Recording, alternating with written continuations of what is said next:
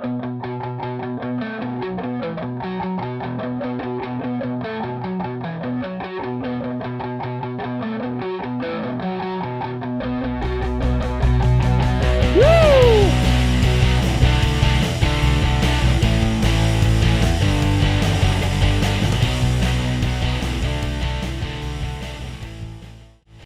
is going on, guys? Johnny on the track back with another video.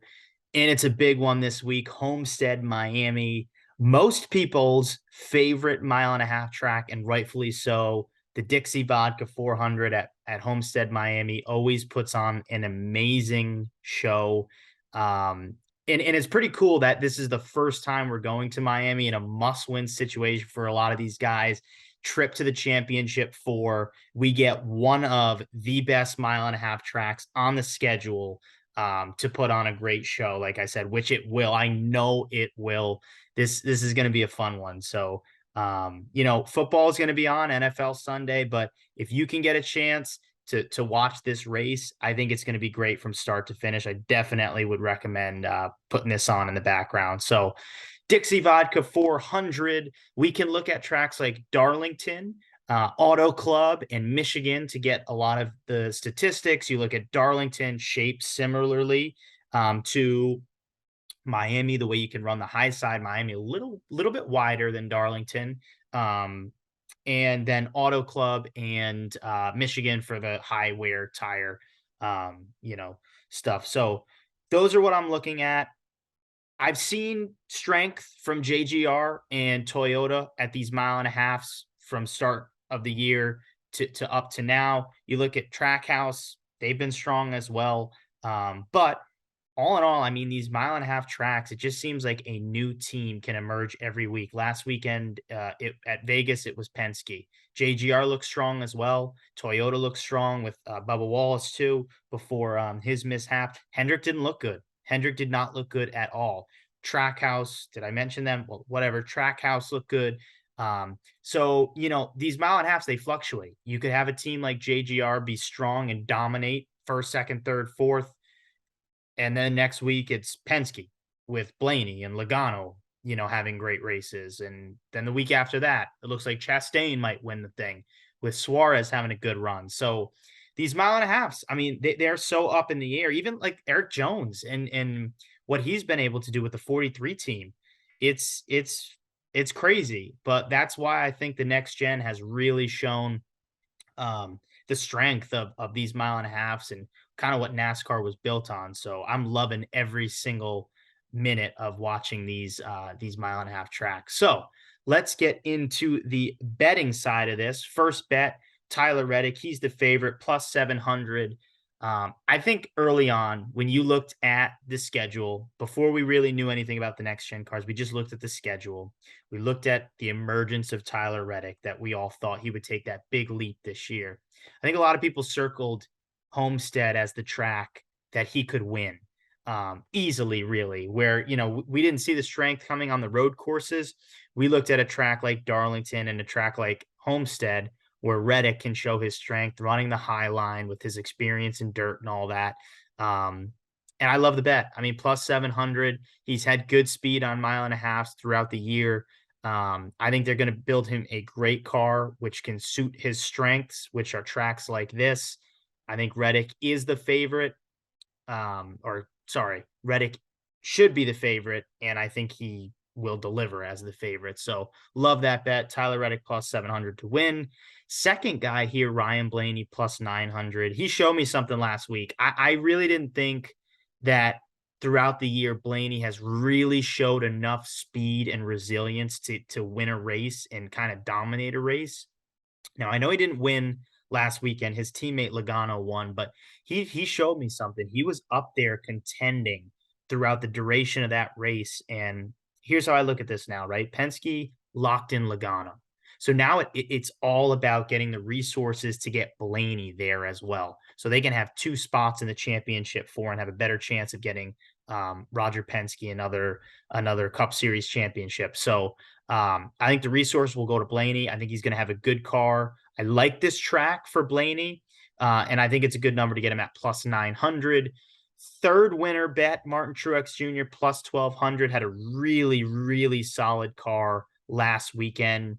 A lot of mistakes on pit road. His pit crew were like sloths back there. It was embarrassing because I loved Truex last weekend.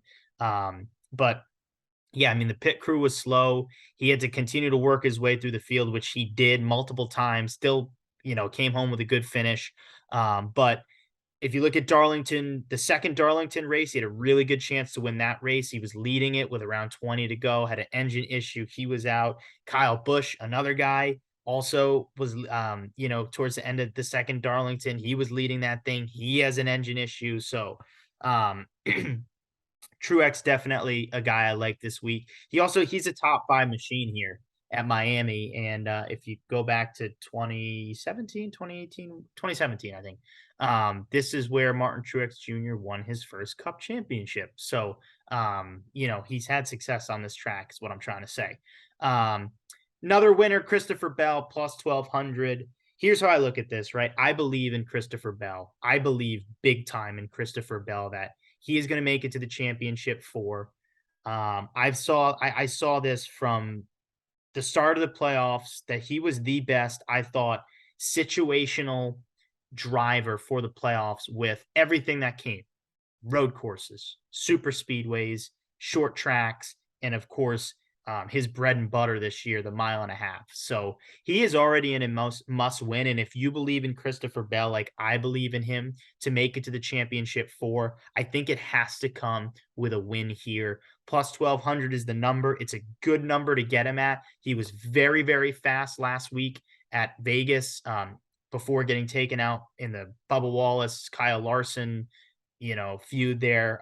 But like I said, if you believe in Bell, I would take him here, plus 1,200. And then, so those are my 4 main winners. I sprinkled in one more winner here at plus 8,000. That's Brad Keselowski. So if you go back to last year and you look at the um, data from this race, Roush was very, very fast. Chris Buescher, great race, won stage 1, finished well on stage 2, had a pretty good finish at the end. Ryan Newman finished top 10, one of the only top 10s Ryan Newman had.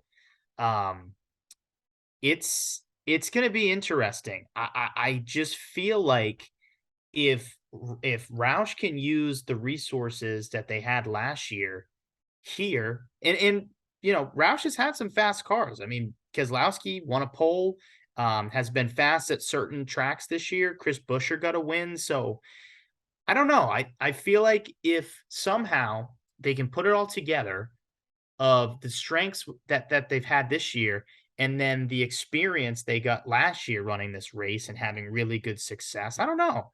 Like, why not give Keselowski a shot? Plus 8,000. Um, uh, who knows, right? I mean, it's worth that number. Might as well take a chance at it. Um, so those are my winners.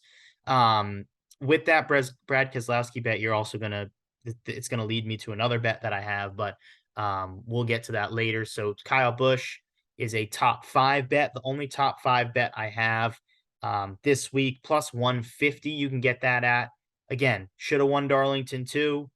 Had an issue with the engine. He was out. Had a really, really great car last weekend. Mistakes on pit road. Obviously, the wheel falls off for him. He's still, after all of that, still finished third. So I just feel like if it's a mistake-free race, this is an automatic Kyle Busch top 10, just with the speed Toyota's had on these type of tracks. And this should hit. Now, if there's mistakes by the pit crew, by whoever, I still think it has a good chance to hit because it hit last week. So I think if no issues, easily hits, some issues should hit. That's how I look at that bet. Top tens, we'll get right into them. Eric Jones, plus 180, fast at Auto Club, won at Darlington, fast at Michigan. That's enough said. I mean, he's had really, really good speed on these sort of tracks throughout the season. Plus 180, you can get it at. I think that's a good number.